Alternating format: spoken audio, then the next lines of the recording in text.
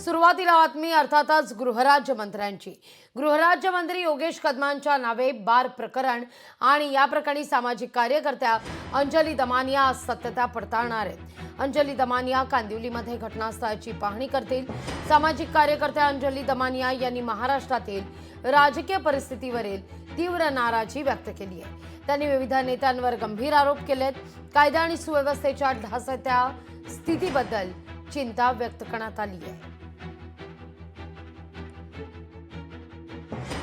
हे राजकारण आता बदला, नाहीतर आम्ही तुम्हाला बदलू, असं ठणकावून मेसेज हा प्रत्येक माणसानी, शेतकऱ्यांनी, सामान्य माणसानी येत्या एका आठवड्यात पाठवावा।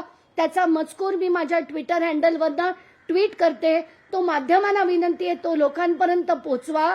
आणि जर झालं नाही तर 15 ऑगस्टच्या दिवशी सगळ्यात मोठं आंदोलन महाराष्ट्रात आम्ही सामान्य माणसं, सगळ्या सामाजिक संघटना, कुठलाही त्याच्यात राजकीय पक्ष येणार नाही, कारण राजकीय पक्ष सगळे एका माळेचे मणी आहेत। कोणीही त्यातले राजकारणातली माणसं आम्हाला नकोत। सामान्य माणूस लढा देऊ शकतो हे आम्ही 15 ऑगस्टला आता दाखवून देऊ। लोकशाही मराठी ऐका, पहा, जागरूक रहा।